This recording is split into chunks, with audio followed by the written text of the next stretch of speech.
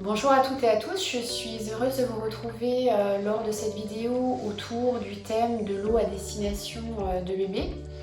Jusqu'à 6 mois, l'eau ou l'hydratation de bébé est assurée soit par le lait maternel, soit par une préparation pour nourrisson.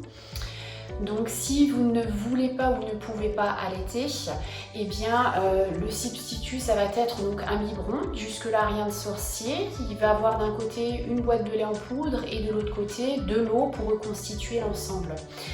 Maintenant, une question qui m'est fréquemment posée du coup lorsque je reçois des futurs parents ou des parents, c'est quelle eau choisir, parce qu'il y a l'eau du robinet qu'on a tous chez nous et puis il y a également les eaux minérales d'un côté, les eaux de source de l'autre. Donc je vais essayer de vous éclairer autour de ce sujet. Selon l'ANSES, qui est l'Agence nationale de sécurité des aliments, l'eau du robinet peut convenir à l'hydratation ou à l'alimentation du nouveau-né.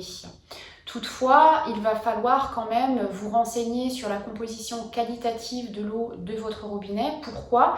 Parce que déjà à l'échelle nationale, on a des grandes disparités en fonction du territoire où vous habitez. Vous pouvez également avoir eu des événements climatiques dans votre zone d'habitation, éventuellement des soucis de pollution qui peuvent franchement altérer la qualité de l'eau. À une échelle plus locale, vous pouvez avoir eu des travaux sur vos canalisations ou des travaux d'entretien et on peut éventuellement trouver certains résidus de métaux lourds ou de produits d'entretien dans l'eau de votre robinet. Et bien sûr, il est préférable que votre bébé ne les retrouve pas dans son biberon.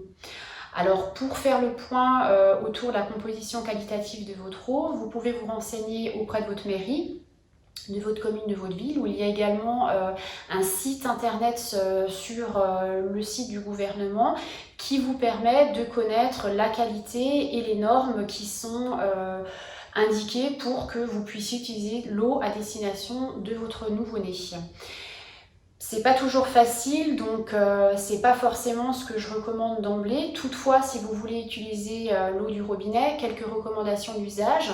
Ça va être de laisser tout d'abord couler l'eau quelques secondes, d'utiliser toujours le mitigeur en position froide parce que l'eau chaude va avoir tendance à favoriser les germes et les proliférations de ces métaux lourds selon l'ancienneté de vos canalisations.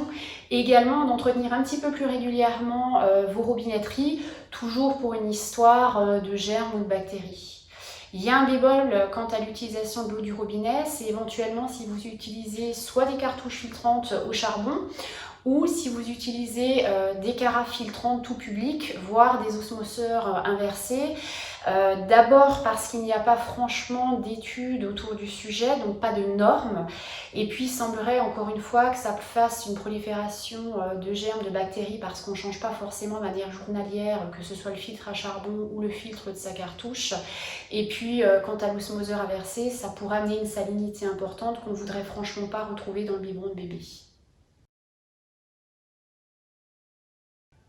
Les eaux embouteillées sont elles aussi du coup encadrées par l'ANSES qui en définit environ une cinquantaine de critères très stricts. Vous ne les retrouverez pas tous inscrits sur vos bouteilles d'eau, seuls quelques-uns significatifs qui vous permettront de faire le point quand vous serez dans votre rayon d'eau embouteillée. La différence entre une eau minérale et une eau de source. L'eau minérale naturelle est d'une composition constante dans le temps, elle est dite également eau pure. Les eaux de source ont une composition variable parce qu'elles sont exposées effectivement à la météo, à des polluants, à différents événements environnementaux. Et une même marque peut englober différentes sources. Donc il va falloir rester aussi attentive d'un lot de bouteille à l'autre en fonction de où vous vous trouvez en France, là où vous achetez la marque de votre eau, à retrouver toujours les mêmes composants parce que vous pouvez voir que ça évolue en fonction de votre site d'achat. Quoi qu'il arrive, qu'elle soit minérale ou de source, une eau embouteillée, on évite de la garder plus de 24 heures ouverte parce qu'une fois ouverte, il y a bien sûr un risque de contamination, on peut y retrouver des germes si on n'avait pas les mains propres ou ce genre de choses. Donc on va la conserver à l'abri de la lumière, soit au réfrigérateur, soit au frais. La majorité d'entre elles seront bien sûr en plastique, donc c'est pas très écologique. Elles sont cependant recyclables du bouchon à son ensemble, Quelques rares marques sont en plastique d'origine végétale, donc c'est plutôt intéressant. Quelques rares marques également existent en verre, mais elles se retrouvent très souvent dans des magasins biologiques ou que dans certains endroits en France, donc pas toujours facile d'accès. La première des choses, quand vous allez vouloir vous destiner donc à une eau embouteillée, ça va être de vous fier à l'étiquette. L'ANSES, encadrant tout ça, a facilité un petit peu le travail en créant soit un pictogramme, soit une mention très bien écrite. Donc sur différents modèles, vous allez pouvoir trouver soit un biberon, soit un bébé qui boit un biberon, ou la mention eau à destination de l'hydratation ou de l'alimentation de bébé, ou convient à l'hydratation, à la préparation d'un biberon. Donc ici j'ai 4 modèles et ces 4 modèles donc ont cette mention ou ce label. Donc c'est la première des choses. Si aujourd'hui vous avez une eau en bouteille dans votre foyer, que vous attendez un nouveau-né ou que vous vous destinez à passer au biberon, eh bien c'est déjà quelque chose de très important pour faire évoluer l'eau à votre disposition. Le deuxième critère et le plus important, c'est la minéralité globale de votre eau.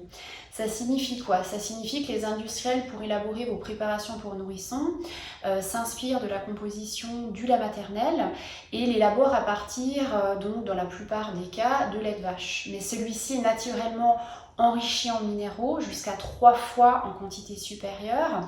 On est face à un nouveau-né qui a un système immunitaire, digestif, rénal qui est franchement pas mature la première semaine. Donc on va éviter de surcharger son métabolisme en rajoutant un taux de minéralité et donc on va rester dans des eaux, le corps médical s'entend, à une quantité inférieure à 500 mg par litre. Et vous retrouvez cette mention sur vos bouteilles, c'est la dénomination teneur totale en sels minéraux ou résidus à sec à 180 degrés. Donc c'est vraiment l'élément important. Mais vous voyez déjà que je suis donc sur 4 eaux labellisées et on a déjà 4 nombres différents, 4 valeurs différentes. Donc c'est là que c'est important. Quand on parle d'eau constipante, c'est pas l'eau qui est constipante, mais ça peut être une minéralité globale trop importante que votre bébé n'arrive encore pas à gérer. Et c'est déjà cet élément-là que vous pouvez faire évoluer dans les troubles digestifs de type constipation.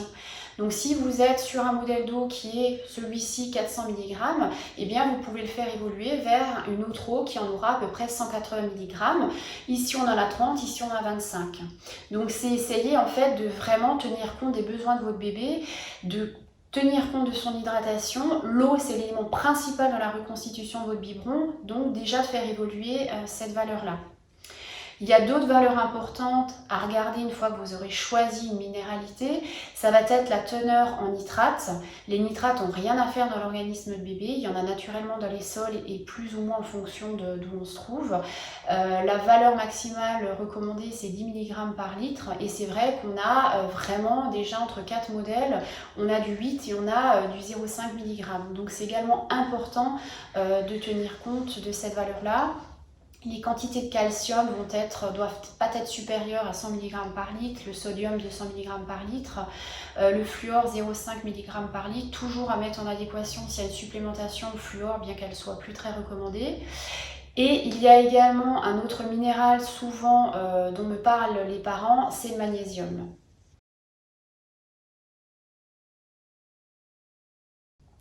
Aparté autour d'un composant qu'est le magnésium, donc qui rentre dans la composition de nos eaux à destination de bébé. Donc il est fréquemment mis en avant lors de troubles du transit de type constipation. Donc on nous a tous en tant que futurs parents ou parents aiguillés vers l'utilisation d'une eau qu'on est enrichie. Donc ici, 2 fois la quantité maximale recommandée qui est aux alentours de 50 mg par litre. Donc effectivement, pour les plus chanceux, ça peut fonctionner. Parfois, ça peut quand même faire des fausses diarrhées parce que ça accélère franchement le transit. Donc ça peut ponctuellement quand même venir altérer la flore intestinale de bébé. Pour les moins chanceux, ça peut ne pas du tout fonctionner. Donc on est toujours avec nos troubles de constipation et là, le parent ne comprend pas. va même parfois avoir tendance à en augmenter la dose. L'explication en fait tient sur effectivement une quantité de magnésium plus importante. Donc le magnésium en fait il va être assimilé en partie. La quantité circulante va réabsorber l'eau et donc facilitateur de sel. Mais on est quand même sur une eau dont la minéralité globale est 5 fois supérieure au seuil recommandé. Donc on va quand même saturer les reins de bébé, on va fatiguer le métabolisme global de notre nouveau-né et donc c'est pas forcément ok pour améliorer son transit. Dans tous les cas, si vous souhaitez utiliser des eaux enrichies en magnésium, eh bien parlez-en à votre médecin pédiatre ou PMI parce qu'il y a également un ensemble de choses à faire évoluer, c'est-à-dire déjà sur votre eau que vous donnez au quotidien, une minéralité globale inférieure, mais toujours avec donc une labellisation qui indique que vous pouvez la donner à votre nouveau-né. Également, un petit bémol dans les eaux embouteillées, ça va être les eaux pétillantes ou gazéifiées car elles sont beaucoup trop minéralisées et qu'elles n'ont aucune vertu pour votre nouveau-né. Donc on peut s'en passer.